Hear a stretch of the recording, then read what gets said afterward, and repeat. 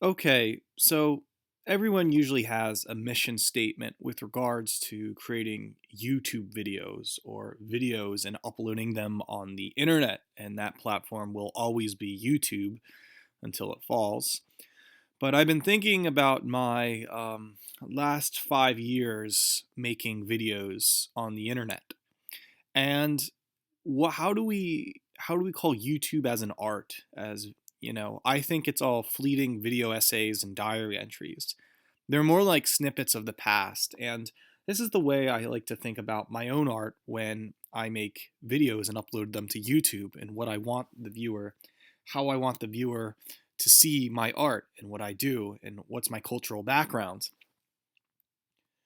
So, a very important novel that affected me about a decade ago was Frankenstein Unbound by Brian Aldiss, who I think is one of the greatest science fiction writers ever, who recently died.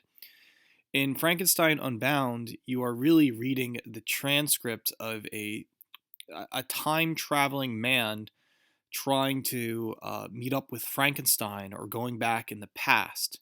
And so it becomes kind of this meta text that, yes, there's a lost media, and this lost media are these sound files that this time travel agent has, yet we're reading them, and it's just documented in a book that there's some kind of meta narrative going on behind it.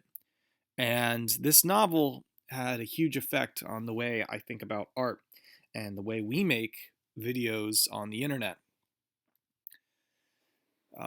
From Willem Vusser, if I'm saying that right, had a essay or a book, Does Writing Have a Future?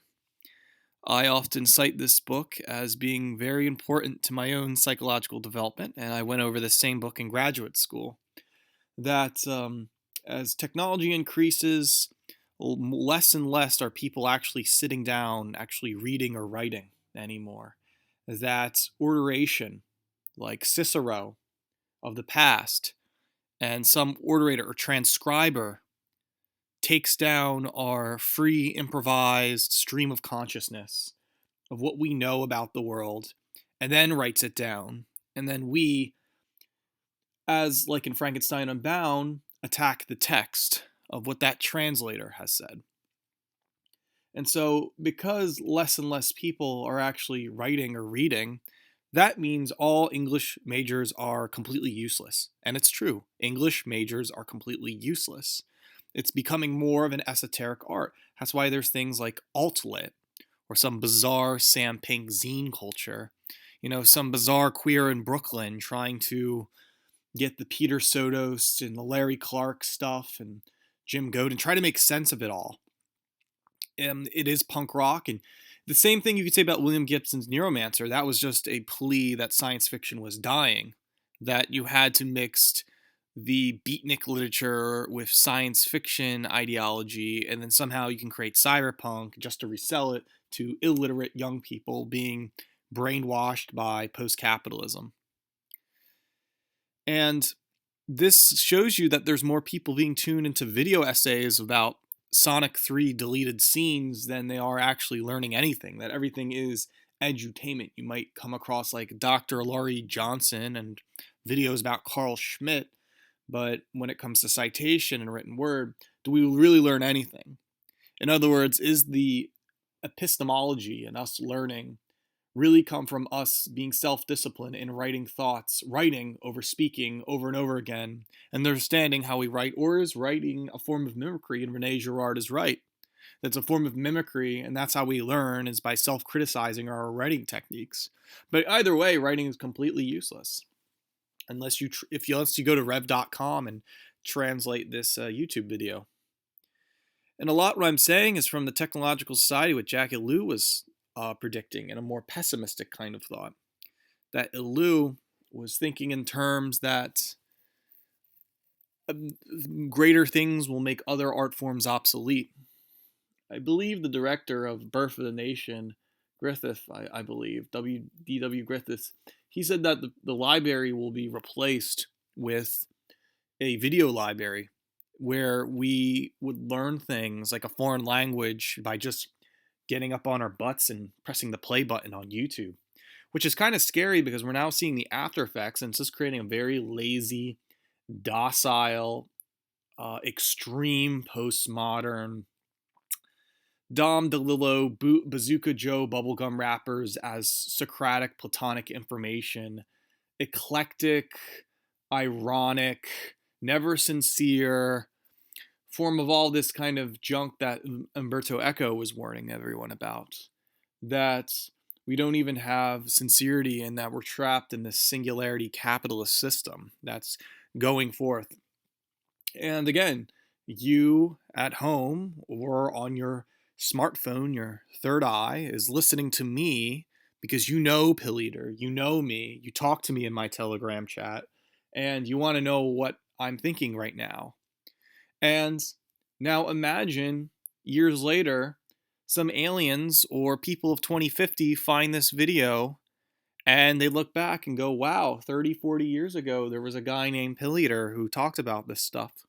And that's kind of the basis of how art has its value over anything. I just want to say that as technology advances, video programs are getting more easier to understand. I made a screen cap of what software there is, and if somebody invests like $300 to $400, how we can make these corny tabloid YouTube videos, whether it's through Final Cut Pro or was it Adobe Premiere or some other alternative. You could be like Markiplier Jacksepticeye and talk about anything and be some handsome celebrity. You could talk about new right white nationalism to bread tube communism, and everything becomes a camera. Everything is a camera. Everything is this kind of consumer safe space that as technology advances, even the homeless person can have a platform and pretend they're some kind of Oxford PhD, which is kind of this egalitarian Star Trek Borg mentality and this bizarre outcome of this extreme postmodernism that's happening. I'll give these examples. So our society right now celebrates Daniel Johnson and maybe Terry A. Davis, who made the schizophrenic OS system. Most of you probably know Daniel Johnson and Terry A. Davis because of popular video essays. Because these people are queers, and not in the homosexual sense, but outsiders. They have this underground lifestyle that the elite worship and love. That the art they made and contributed was never linear, it was never progressive, and there's no chronicle order to their art. It's just scattered snippets of the past. That this is nothing more than a video essay that of a fleeting person named Pilleater about my life, and that one day I will die, and my legacy will be nothing more than these videos or something like that. Literally messages in a bottle, throwing them into the ocean until another person can relate to me. And I guess that's quote unquote value in some bizarre Marxist sense. That all this, when the ultimate internet crashes or when the singularity takes over, all this will be nothing more than lost media. And it's this bizarre thing that media is formed to use to socially control people, and that we rank our society by controlling the Borg, this strange egalitarian nature. That there's literally Twitter rewards on people in the houses of the Beverly Hills telling how we can manipulate and control people. When I see myself as an artist, that all this art, including this video, is nothing more. It's not linear, it's not progressive, there's no chronicle order. I don't care if you hear the dog in the phone or I muffle in the background. That's just me expressing myself, taking a snapshot of who I really am.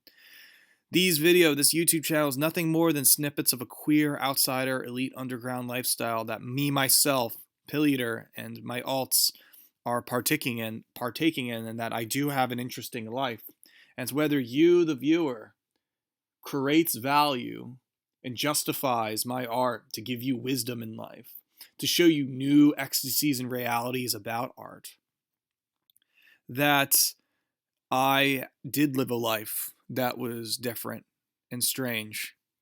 And this is nothing more than an extension and a report update of who I really am as a person. So try to think YouTube and obscure YouTube channels that have 0 to none subscribers as like this, as reflections of the individual. And then that person too will become Daniel Johnson and Terry A. Davis. That all this will make sense in the end. That, like capitalism, things boom and bust. That trends are dumb. Young people are stupid. We need a paternalist system in order to understand, and we need a great intellectualism to understand all this crazed, overpopulated media that's happening right in front of us. So I see me creating videos in the tradition of the outsider artist. Thanks for listening. And if you have time, please buy 60-Second Wipeout Volume 1 under the name Francis Forever, which you can find on Amazon.com or find him on some obscure eBay website. Yeah.